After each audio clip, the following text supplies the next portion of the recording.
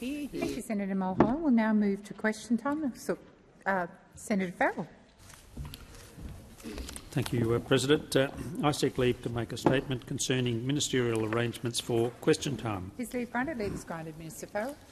I advise changes to ministerial arrangements. Senator Wong will be absent from question time today on account of ministerial business overseas. In the absence of Senator Wong, I will be the acting leader of the government in the Senate, and ministers will represent portfolios at question time in accordance with the letter circulated to the President and party leaders and independent senators. Thank you, Minister Farrell. Senator Cash. Thank you. And in that regard, then, my question is to the Minister representing the Prime Minister, Senator Farrell. Yesterday, the Prime Minister told the Parliament that reports ISIS brides were being repatriated to Australia were not accurate. Yet last night we learned that the Acting Chief of the New South Wales Police Force said that his state force is working with federal counterparts to finalise operations relating to the return of Islamic State operatives. There is a strong concern in the Australian community about these individuals returning to Australia, given they willingly joined the ISIS death cult, a terrorist group who committed genocide against Shia, Yazidis and Christians and used rape as a weapon of war. Given the Prime Minister's sty-sipping yesterday, will the Minister be clear and honest with the Australian people and confirm whether individuals associated or formerly associated with ISIS are returning to Australia or have returned to Australia in recent months, yes or no? Thank you, Senator Cash. Minister Farrell. Thank you, President, and I thank Senator Cash for her first question. The Minister, as you said, the Prime Minister has addressed this issue, and of course the Foreign Minister yesterday did address the issue extensively in terms of a response to the issues that have been raised regarding the so-called ISIS brides. The situation in Syria is becoming increasingly unstable. Our security agencies have been and continue to monitor the situation to ensure that they are prepared for any Australian from this cohort to return home. But as the Prime Minister and the Foreign Minister has said, and let us be very clear about this, the Australian government is not providing assistance and is not repatriating individuals in Syrian IDP camps. Thank you, Minister. Senator Cash, first supplementary. Thank you, President. In a statement in this chamber earlier today, Senator Gallagher confirmed security agencies have been and continue to monitor a cohort of Australians in Syria. As we know, the cohort referred to are the ISIS death cult associates. Minister, can the government confirm if any of that cohort has already returned to Australia? Thank you, Senator Cash. Minister Farrell. Thank you, President, and thank Senator Cash for her first supplementary question. I thought Senator Gallagher was very clear in what she had said about this situation. Can I repeat? Our security agencies have been and continue to monitor the situation to ensure that they are prepared for any Australian from this cohort to return home. And can I reiterate what I said in my earlier answer? The Australian government is not providing assistance and will not be repatriating individuals in Syrian IDP camps. Thank you, Minister. Senator Cash, second supplementary. Can the government therefore guarantee that no taxpayers' funds at all will be spent on the return to Australia of ISIS associates, including on their travel costs? Thank you, Senator Cash. Minister Farrell. Thank you, President, and thank you, Senator Cash, for her second supplementary question. I can confirm and be very clear on this. The Australian government is not providing assistance and is not repatriating individuals in Syrian IDP camps. Thank you, Minister. Senator De Vita. Thanks, President. And my question is to the Minister for Finance and Government Services, Senator Gallagher. The former coalition government's robo-debt program illegally pursued Australians for debts that they didn't owe. The chapter was the worst failure of public administration in Australia's history. The Royal Commission into Robo-Debt made clear the devastating impact this scheme had on individuals and their families after the former coalition government hunted them down for money that they didn't owe. Could the minister update the Senate on the settlement outcome that has been reached with the victims of robo-debt today? Thank you, Senator De Liege. Minister Gallagher. Thank you, and I thank Senator De Liege for the question, and I also acknowledge the role that your union and mine played in advocating against the robo-debt scheme and raising concerns around robo-debt, and particularly on the impact it had on your constituents in Tasmania, Senator De Liege. Now, we all remember, and of course we will never forget, the failed program, robo-debt, known as robo-debt, that those opposite, when they were in government, established to hunt down, I think that was the language used by ministers, to hunt down people that owed money and have them pay it back to the Australian government. Of course, the major problem with that was that for the 450,000 that were affected by robo-debt, the majority of them didn't owe any money, and their government had raised debts they never owed and then pursued them and used language like, "We will hunt you down and jail you," for debts that they never owned. And not only were they pursuing debts that people didn't owe and demonising some of the poorest and most vulnerable Australians in the language and the way they prosecuted that, they were also using robo-debt as a budget savings measure. So it was to repair their budget, and they made a lot of promises about that. And we see the end result of this, not only the people that lost their lives, the families traumatised, the individuals who will never, ever get over the biggest failure of public administration in this country that those opposite presided over. But we have now know that the ongoing harm that has happened to those people affected by robo-debt, and we have sought to settle this legal matter. So the decision taken demonstrates our commitment to address the harms caused by robo-debt. Well, if Senator Canavan, I will give you leave to stand here and explain why you think the victims of robo-debt, should be ridiculed. Thank you. Thank you, Minister. Order. Order. Senator De Liege, first supplementary. Thanks, President. How has the Albanese Labor government continued to clean up the mess left behind by the coalition's unlawful and disastrous robo-debts program? What has the robo-debt scheme cost Australian taxpayers to date?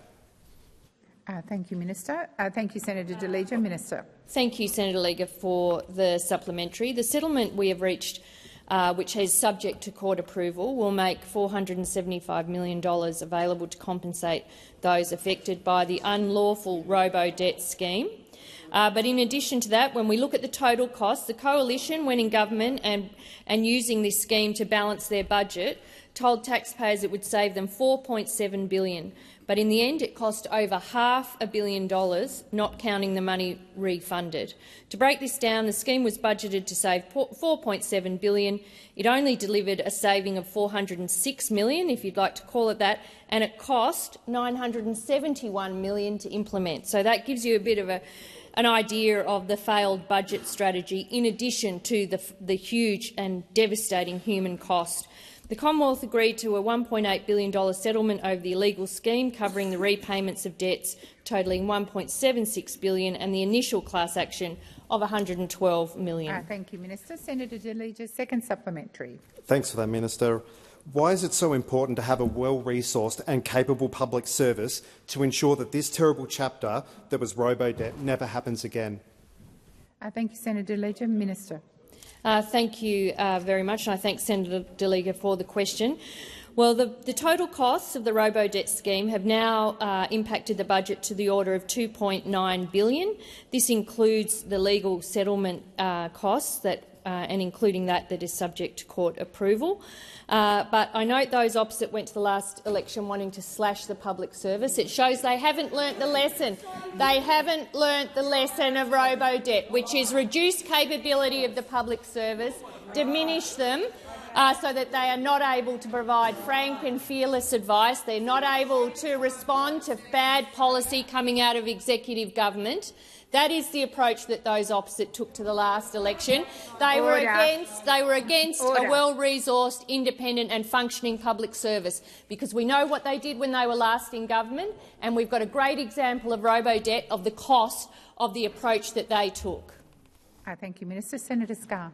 Thank you, President. My question is to the Minister representing the Minister for Home Affairs, Senator Watt. It appears that multiple federal and state government agencies are working on operations relating to the return to Australia of a cohort of Islamic State associates. The Acting Chief of the New South Wales Police Force has made clear his state force is working with federal counterparts to finalise operations in relation to the return of Islamic State associates. Is any government department involved in the issuing of birth certificates or travel documents to children born overseas to parents who are Australian citizens and are associates of ISIS?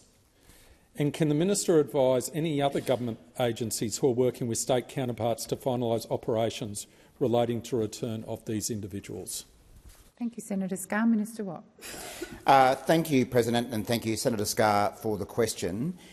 This is obviously an issue the opposition have concentrated a lot of time on in question time over the last couple of days. As Senator Farrell has already stated, the situation in Syria is becoming increasingly unstable. Our security agencies have been and continue to monitor the situation to ensure they are prepared for any Australian from this cohort returning home.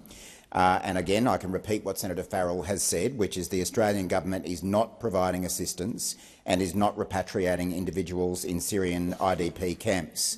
Now, more broadly, our government is one that always acts in line with security advice. We'll continue to do that, whether it be in relation to this situation or any other. Thank you, Minister. Senator Scarr, first supplementary. Thank you, President. I'll be very particular, Minister. Is any government department issuing any birth certificates or travel documents to any children born overseas to parents who are Australian citizens and ISIS associates in preparation or in assistance to or in any way in connection with the return of those persons to Australia? Thank you, Senator Scarr. Minister Watt. Thank you, Senator Scarr. Well, again, the information I have to hand is that the Australian government is not providing assistance and is not repatriating individuals in Syrian IDP camps. Thank you, Minister. Senator Scarr. Well, again, I'll ask the particular— I think the minister's finished answering. Oh. Have you finished answering, Minister? Yeah, second supplementary. Thank you, President. Again, I'll ask the particular question. Is any government department issuing travel documents or birth certificates to children born overseas to parents who are Australian citizens and are ISIS associates? Is the government issuing any of these documents? Thank you, Senator Scarr. Minister Watt. Thanks, President. I refer Senator Scarr to my previous answers. Thank you. Senator Barbara Pocock. Order. We have now moved on. I have Senator Barbara Pocock on her feet. Order. Order. Senator Pocock. My question is to the Minister for Finance, Senator Gallagher. Thousands of Australians have shared the Senate's outrage at the behaviour of PwC over recent years. This is a firm that used confidential government information to help some of the world's biggest multinationals avoid tax, a consultancy firm that reaped at least $2.5 million fees in doing so. Since the discovery of this debacle, PwC has been out of government consulting for just 16 months. But on 15th of July, the Department of Finance greenlighted PwC back into government work, despite the fact that there are investigations underway by the AFP and others. You've made no comment on Finance's decision to greenlight PwC. Minister, do you support the greenlighting of PwC back into government contracting, yes or no? Thank you, Senator Pocock. Minister Gallagher. Thank you, President. I thank Senator Pocock for the question and for her ongoing interest in the area of the use of consultants and contractors, alongside the very important work that Senator O'Neill has been doing throughout the last term in this area. And this, of course, the issues around PwC were extremely concerning to the government, and we made comments at the time. And as you say, there are a number of ongoing investigations, so I don't want to get into those. Ultimately, this matter, and it is appropriate that ministers are not involved in procurement decisions. I get a lot of, it's a big part of my role as finance. I get a lot of feedback about how people would like ministers to get more involved in procurement. I think there are very good reasons why we don't. My job is to make sure that there is the process around who procures with government, how people can engage with government to win contracts, that those arrangements are proper and appropriate. But the decisions about who is eligible to procure from government are matters quite rightly left to the public service, whether that be the Department of Finance through the work they do essentially is coordinating the procurement guidance across the public service. So that answers your question about that. It is a matter for the department. I think I've had a number of briefings with the department on their decision. As you'll know, it was a voluntary agreement that was reached for PwC not to procure from or not to seek contracts from government for a period of time, as Finance undertook some detailed work and sought commitments and assurances from them. That work has been completed, and the advice to me from Finance was that PwC, with all the assurance and undertakings that they'd given, it was appropriate to allow them to bid for work. That does not necessarily mean they will get work. The time for answering has expired. Senator Pocock, first supplementary. I don't hear an answer to my question in relation to PwC from your point of view as a minister. Under current laws, unlike 20 other countries around the world that actually do regulate these issues, the government can't ban a delinquent, unethical firm like PwC. Incredibly, at present, it relies on the wrongdoer to agree to ban itself from government contracts. That's like asking a criminal to agree to go to jail. What a joke. Do you support the Greens bill introduced today to legislate banning unethical, dodgy contractors like PwC from government work, so you've actually got the power to do Senator what Pocock, you should do? The time for asking your question has expired. Minister Gallagher. Thank you very much. Well, following the PwC matter being raised and the issues about it being raised, the Department of Finance has done a huge amount of work to improve those arrangements, and so there are, through the signing on to the Supplier Code of Conduct now, that didn't exist before prior to PwC. This sets out clear behavioural expectations and places a positive duty on suppliers to take proactive action to discourage breaches of the code. Also, the notification of significant events clauses in standard Commonwealth contracts were put in place from May 2023. This again provides a positive obligations for suppliers to notify the Commonwealth of significant events, including adverse events or adverse comments or findings by legal or professional bodies. So I would say we have significantly strengthened the government's ability to deal with these matters when they arise in a much stronger way than existed before PwC. Thank you, Minister. Senator Pocock, second supplementary. Minister, Labor went to the election promising to cut government consultancy spending.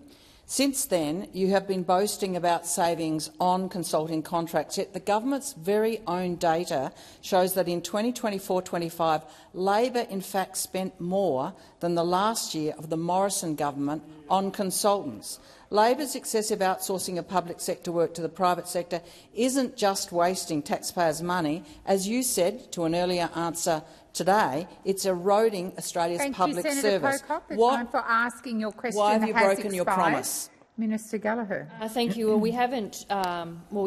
And indeed, we've taken $5.3 billion in savings from departments in relation to external labour and non-wage expenses in our first term. We've taken a policy to the last term, the last election, of $6.4 billion in savings. We have seen a dramatic decrease in the use of the big four consultants that were that we had compared to what we'd seen under the former government.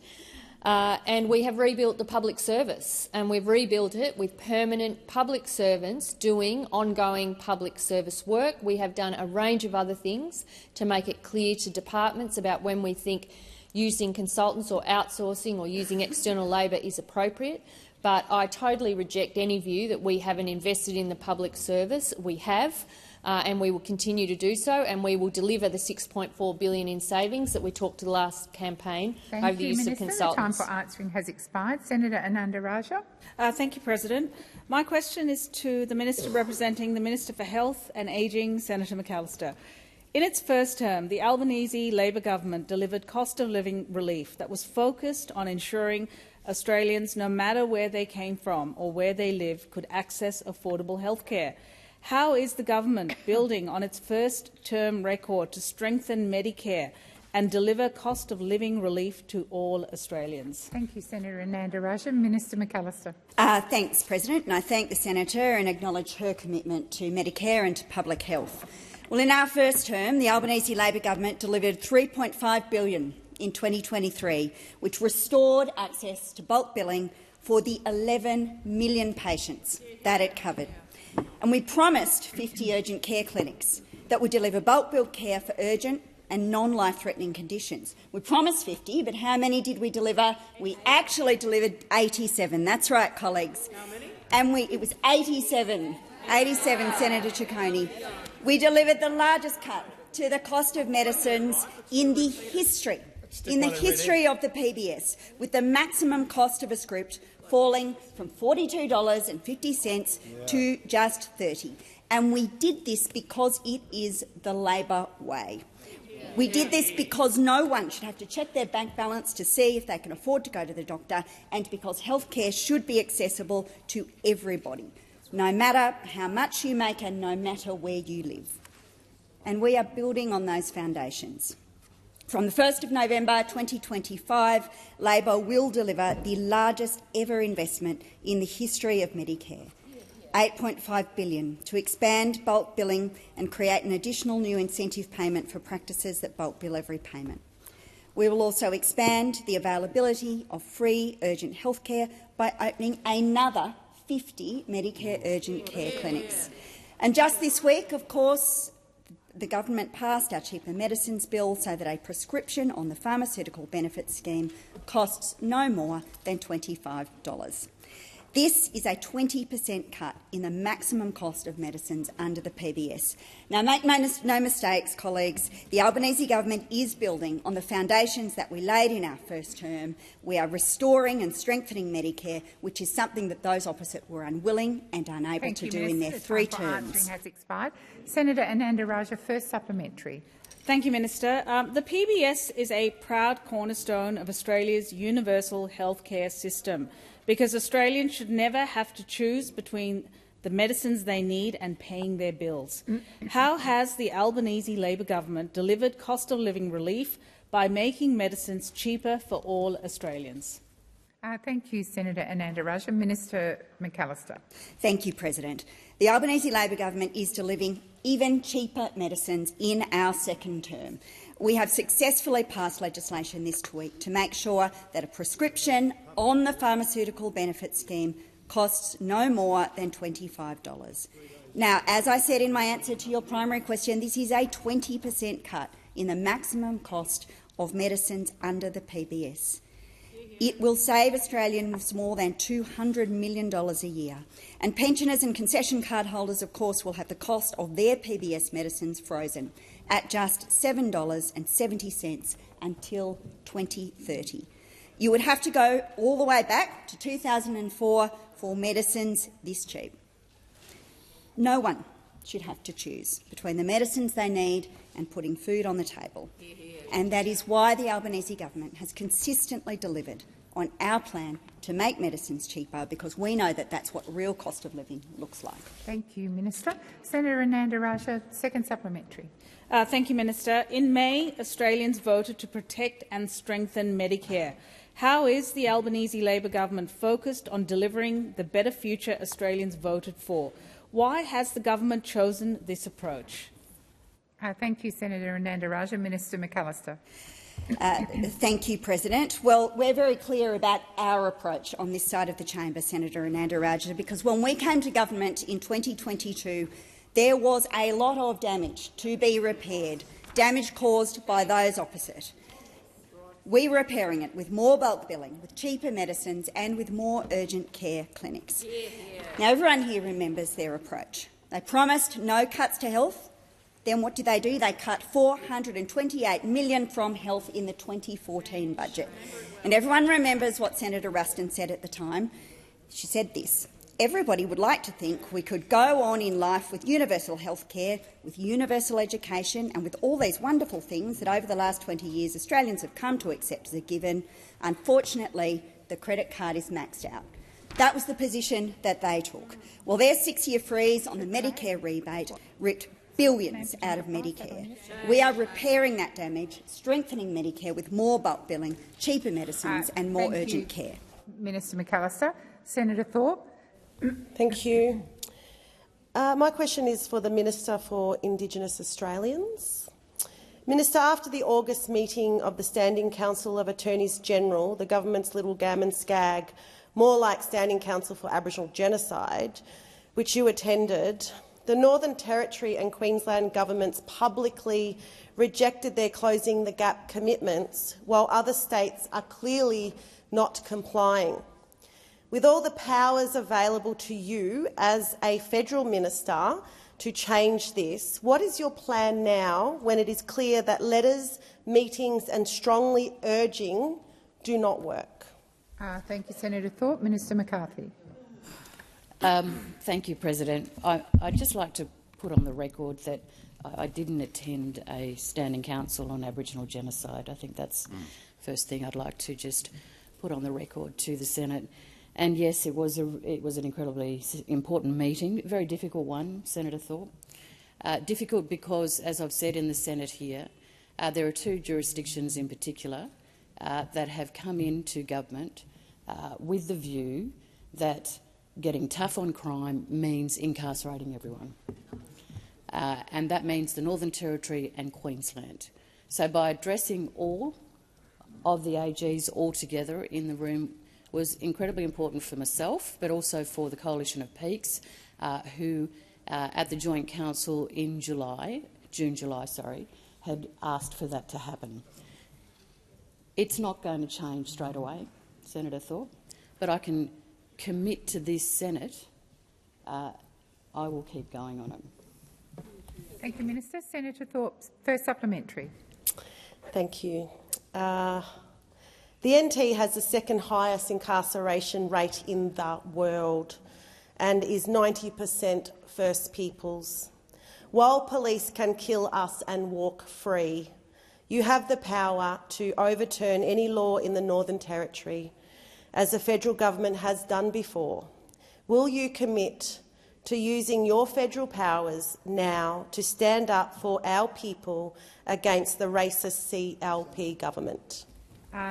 Senator Thorpe, you can't make aspersions against federal or state or territory government, so I'm going to ask you to withdraw that last comment.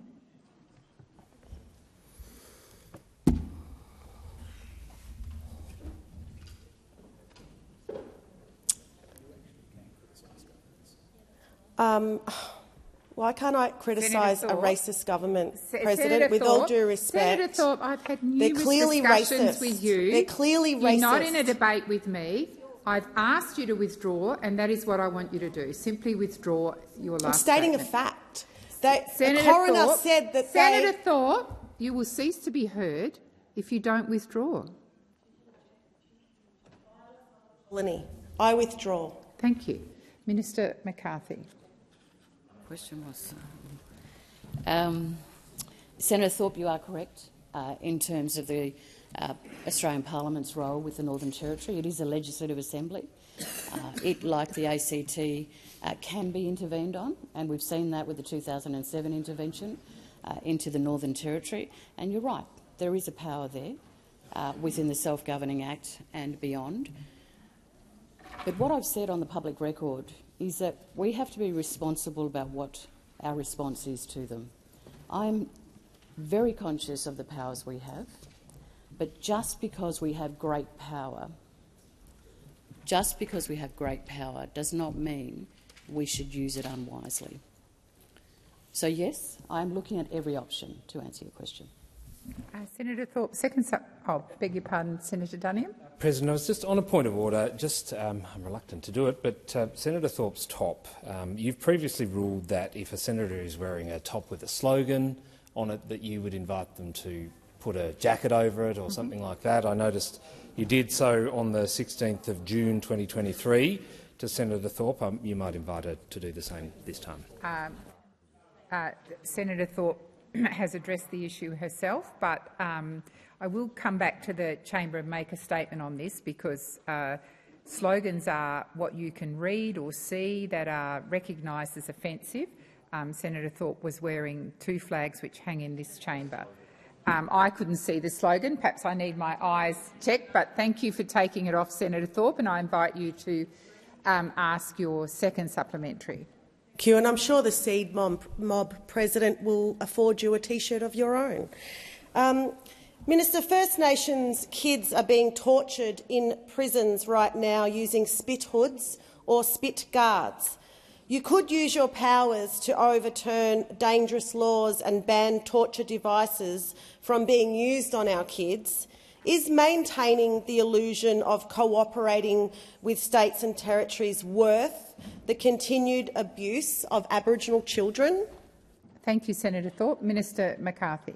Thank you, President. I thank the senator for a question. I certainly reject outright that we are privy to an abuse, Senator Thorpe, in terms of cooperation. Cooperation is essential in every circumstance where we can, obviously. I have met with the Chief Minister and expressed directly to her my concerns in regards to not only the youth who are being incarcerated and not only the spit guards and spit hoods there. So, well, this is to answer your question, Senator Thorpe. And the Northern Territory Government is on notice in regards to that, and I'm certainly going to keep this Senate informed as to what we are doing in those circumstances. Thank you, Minister. Senator Kovacic. My question is to the Minister representing the Minister for Home Affairs, Senator Watt. Has the government met with representatives from Save the Children to discuss the repatriation of ISIS associates and or their children? Thank you, Senator Kovacic. Minister Watt. Thanks, Senator Kovacic. As I've said, the Australian government is not providing assistance to the cohort that's been referred to in reports, and I've got nothing further to add to my previous answers. Senator Kovacic, first supplementary.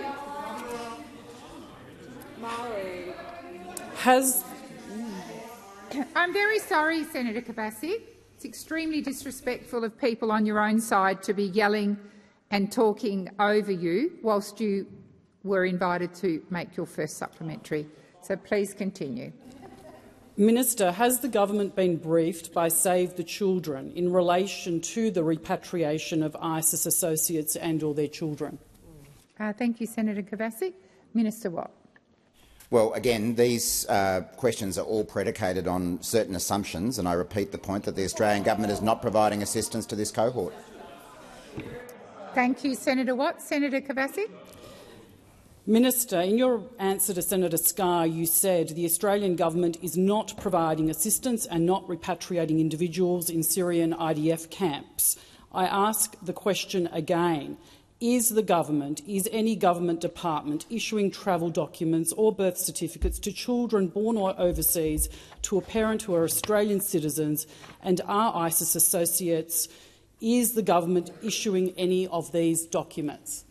Thank you, Senator Kovacic. Minister Watt. Again, the Australian government is not providing assistance to this cohort. Thank you, Minister. Senator Whitten. Thank you, President. My question is to the Minister representing the Minister for Home Affairs, Murray Watt. The government has denied any part in repatriating the ISIS brides. The Deputy Police Commissioner of New South Wales has told estimates that they are working with the Commonwealth on this very issue. Is the Deputy Police Commissioner mistaken, or has the government been in discussions with New South Wales Police over the repatriations of the ISIS brides? Thank you, Senator Whitten. Minister Watt. Thanks, Senator. Obviously, the various comments have been made, and it's a matter for the New South Wales Police what they say, but the Australian government is not providing assistance to this cohort. Thank you, Minister. Senator Whitten, first supplementary. The government is pushing through legislation to send the NZYQ cohort to Nauru at a cost of $2.5 billion. Would the government consider sending the future ISIS brides to Nauru instead of allowing them back in the community after they've joined an explicit terrorist organisation? Thank you, Senator Whitten. Minister Watt. The Australian government is not providing assistance to this cohort.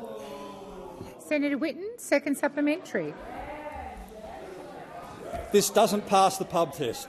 We've got the New South Wales Police discussing details of bringing these ISIS brides home, and the government sits there saying nothing to see here.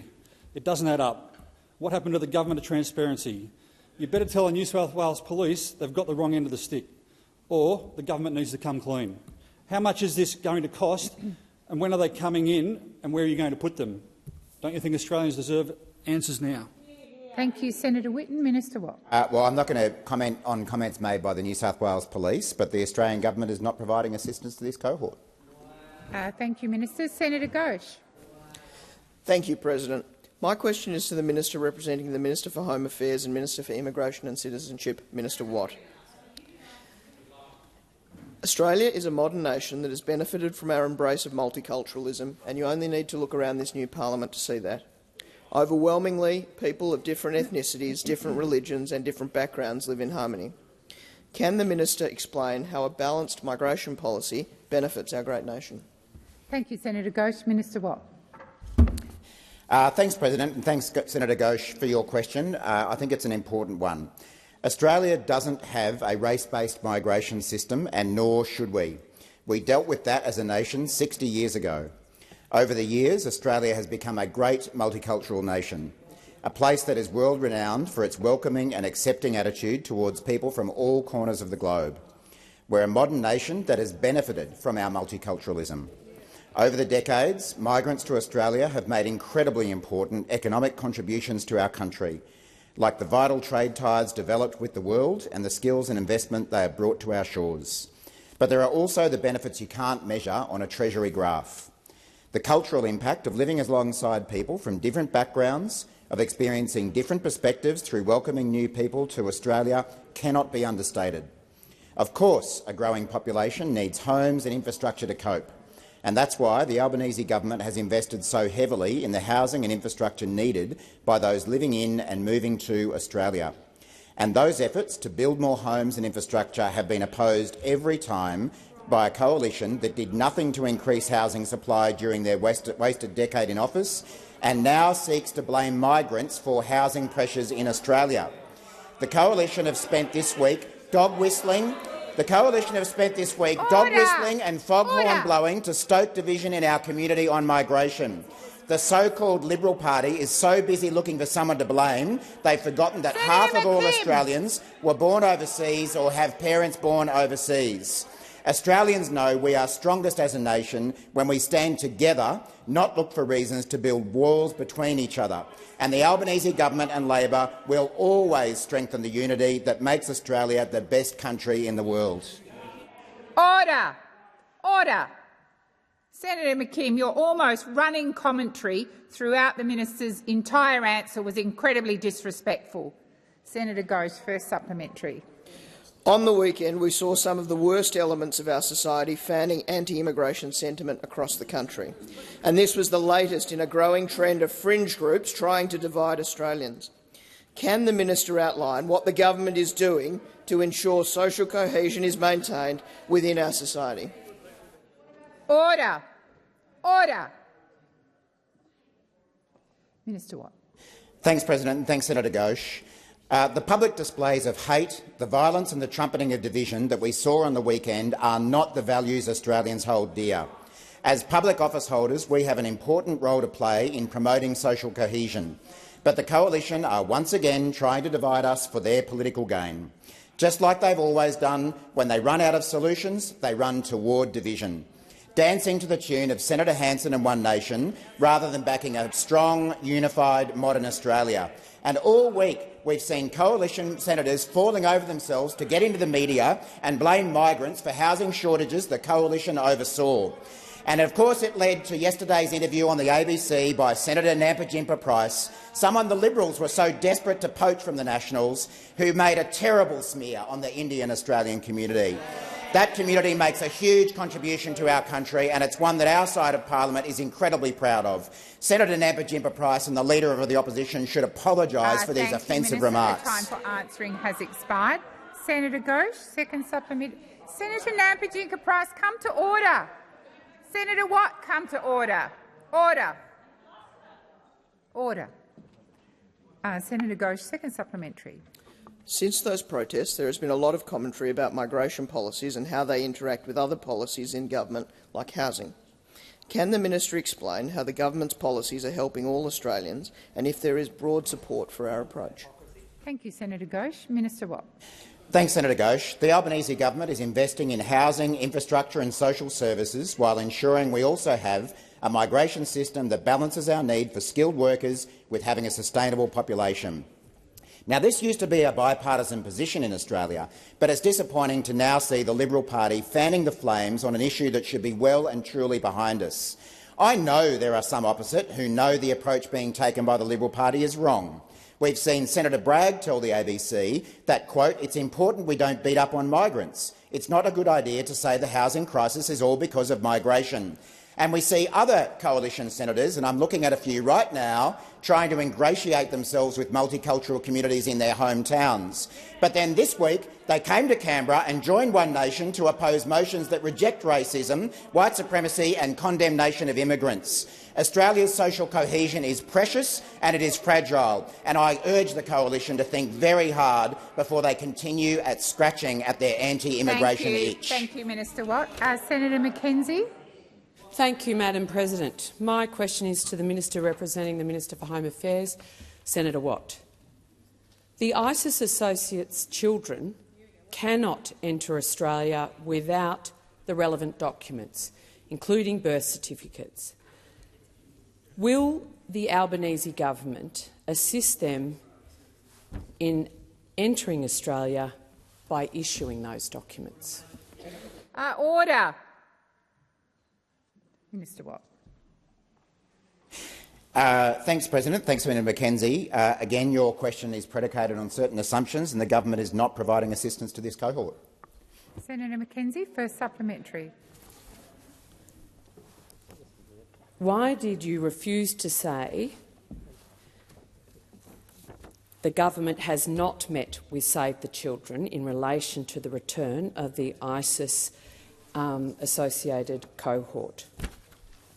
Why did you say the government hadn't met with Save the Children? Thank you, Senator McKenzie. Minister Watt. Well, surprisingly, I think Senator McKenzie is misrepresenting what I told the Senate. The Australian government is not providing assistance to this cohort. Thank you. Thank you. When you finish, Senator Cash, I'll invite Senator McKenzie to put her second supplementary. Well, the minister's finished, so I'm going to invite you to put your second supplementary. Madam President, I was rising for a point of order, but the minister answered the question in record time. The point of order being— No, Senator McKenzie, it's finished. I've invited you to ask your second supplementary about 3 times. Do you have a second supplementary, or shall I move on? Okay. Why did you say you hadn't been briefed? But why did the minister say he hadn't been briefed by Save the Children on the return of the ISIS-associated cohort?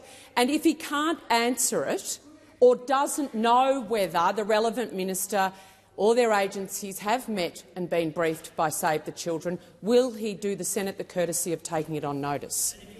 Order. Order on my right. Order. Order. Senator Ayres, order.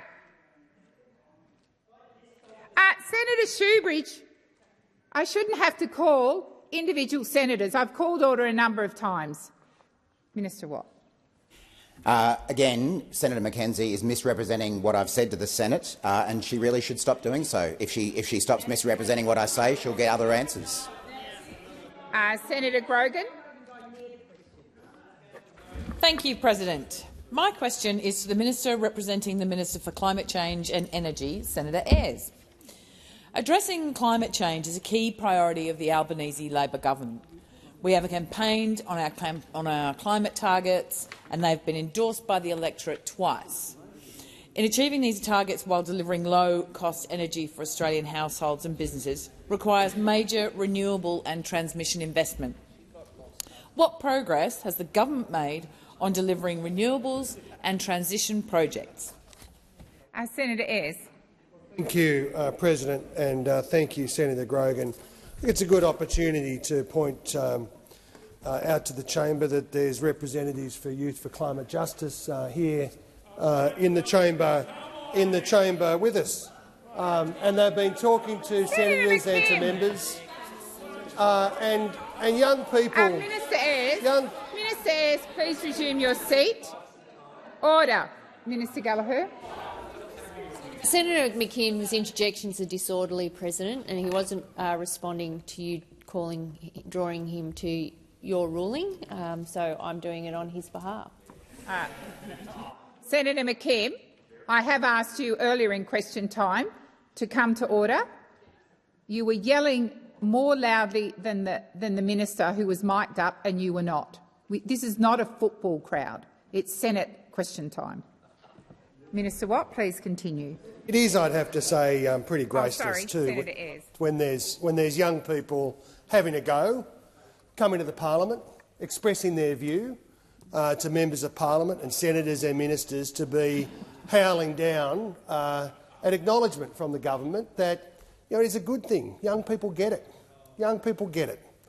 Young people get the imperative about climate change and energy.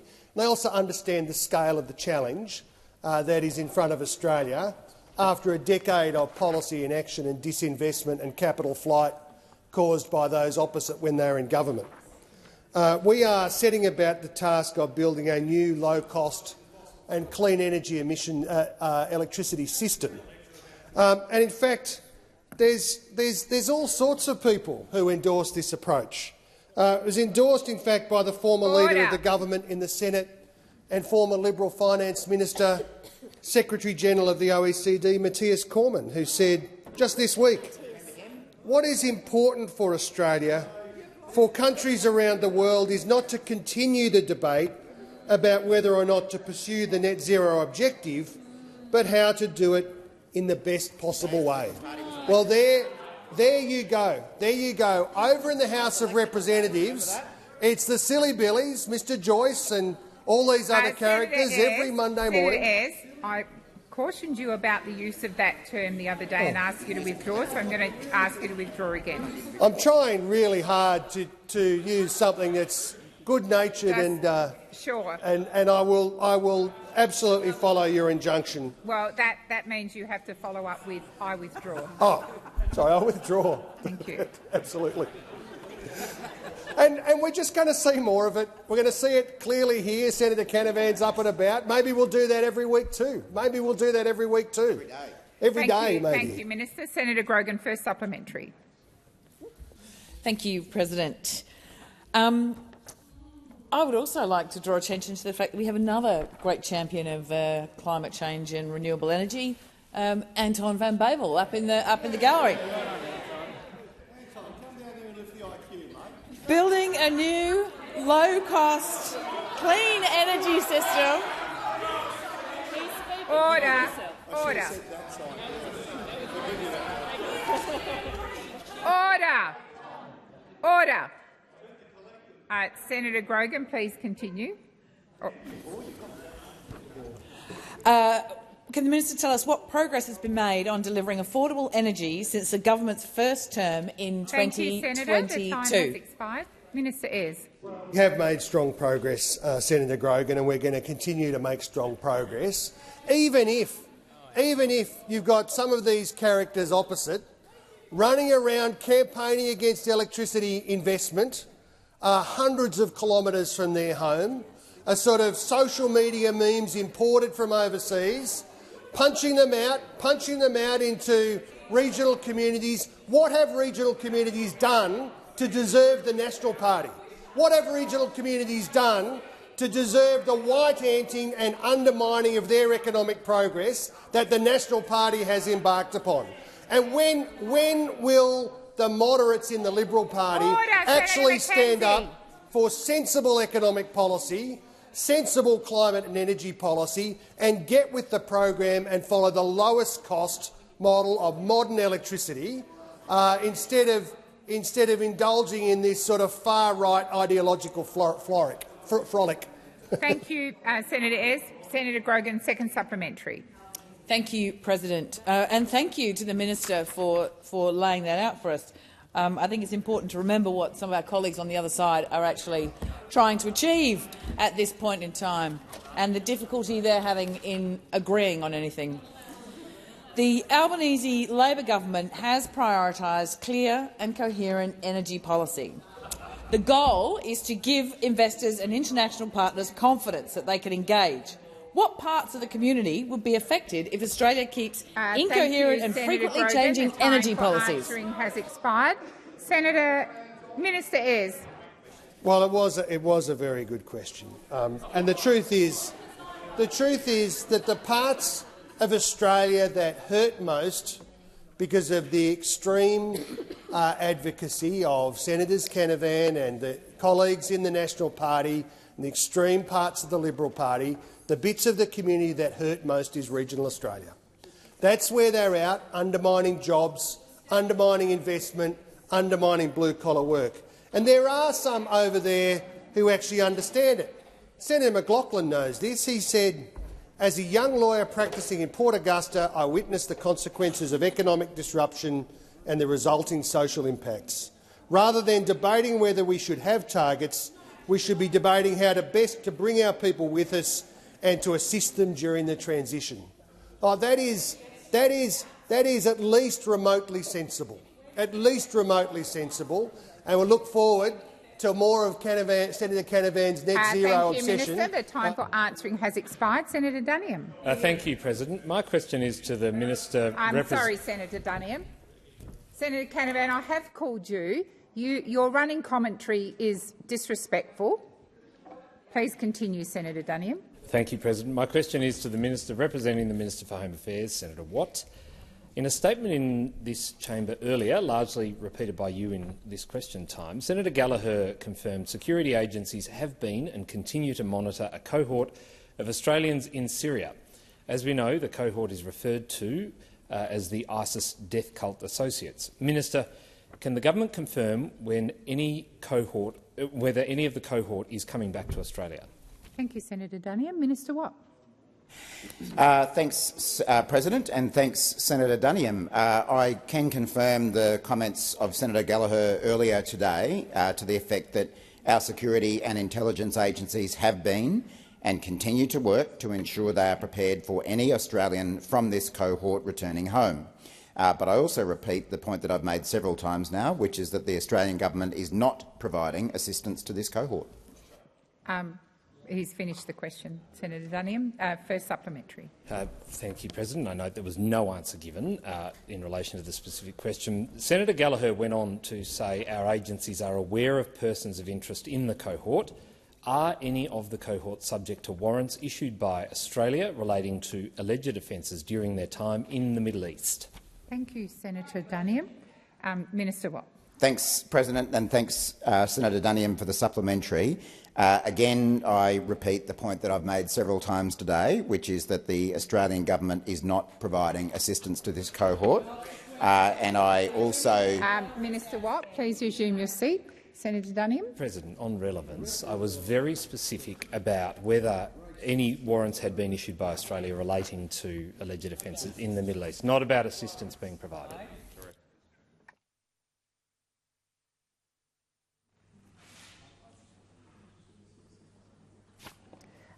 Senator Watt, if I could draw you to the specifics of the question. Thanks, President, and thanks, Senator Duniam. Again, I can only repeat the advice that I've provided so far, which is that the Australian government is not providing assistance to this cohort.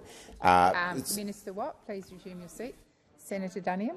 President, on relevance again, the minister repeated exactly what he said before, which precipitated the first point of order, I would ask you to draw him to the specifics of the question around the warrants issued. Certainly. Thank you, Senator Duniam. Minister Gallagher. Point of order, President. You have made a number of times, or you made remarks a number of times saying that you cannot direct ministers how to answer a question. And I would remind you of that in the way that Minister Watt is being relevant. He is answering the question that's been asked, but he can't be directed how to answer it. Senator, the minister continued with the same answer he had continued with on the first point of order, on which I drew him back to the question. You're absolutely right. I can't direct ministers to the question, but to answer the question in a specific way. But I can draw ministers, where appropriate, back to the question, and I remind Minister Watt of that. Just a moment, Senator Watt. Senator Henderson. Madam President, thank you. Just on the point of order, I would just ask you to remind the minister that he must be directly relevant, not just relevant, directly relevant. Thank you. Senator Henderson. If you're so keen on doing this job, put his name down as a temporary chair. I've responded to the question. I've drawn the minister back to the question, and it's not a point of order. Minister Watt. Thanks, President, and thank you to the various coalition senators as well for their guidance as to how I should answer the question. I was actually midway through my answer to the question from Senator Duniam, beginning by repeating the point that we are not providing assistance to the cohort. But I was also going to confirm again the comments that Senator Gallagher made earlier today, and this goes to part of Senator Duniam's question, that our security and intelligence agencies have been and continue to work to ensure that they are prepared for any Australian from this cohort returning home. Thank you, Minister. Senator Duniam, second supplementary. That again did not answer the question that was asked, but anyway, we'll try this. Senator Gallagher further said that agencies were prepared and will be able to act in the interests of community safety. What actions can the agencies take to keep Australians safe from the persons of interest in this cohort? Thank you, Senator Duniam. Minister Watt. Well, can I just begin, and I will come to the question directly in a moment, but again, it is correct that our security and intelligence agencies have been and continue to work to ensure they are prepared for any Australian from this cohort returning home. Now, Senator Duniam's question seeks information about the activities of our security agencies, and of course no Australian government would provide the kind of information that Senator Duniam is seeking as to the activities of our security agencies. Those sorts of activities are kept confidential for a reason. It's because they do go to national security matters, so we don't propose to elaborate on what those activities are, other than to say that our security intelligence agencies have been and continue to work to ensure they are prepared for any Australian from this cohort returning home. Thank you, Minister. Senator Dowling. Thank you, President. My question is to the Minister representing the Treasurer, Senator Gallagher. The Albanese Labor government worked hard over the first term to strengthen the economy, delivering back-to-back surpluses, slashing billions in debt and interest repayments, and bringing inflation to a 4-year low. This has seen the RBA given the room to cut rates 3 times in 6 months. Mortgage interest costs have fallen collectively by $800 million since the end of last year. With low unemployment and rising wages, the government is supporting Australians to earn more and keep more of what they earn. As we enter our second term, what is the government doing to further strengthen the economy and deliver for the Australian people? Thank you, Senator Dowling. Minister Gallagher. Thank you, President. I thank Senator Dowling for the question and for your interest in Australia's economy. I think it's the first question I've had all week, maybe all fortnight, on the performance of the Australian economy. So thank you for your interest, because it is an important area and a priority of the Albanese government. When it comes to our budget, we have delivered the biggest nominal budget turnaround in a parliamentary term on record. And at the same time, we've invested in responsible cost of living support. The opposition has no economic credibility. The Liberals went to the last election promising higher income tax, more savage cuts and bigger deficits over the forward estimates. Labor's election commitments were fully offset. They improved the UCB in every year and cumulatively by more than $1 billion compared to the 2025 pre-election fiscal outlook. 2022.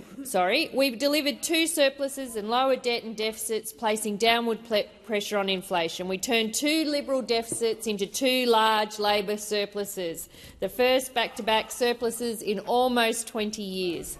2024-25 deficits almost half what we inherited and is better in every year over the forwards compared to the 2022 PFO.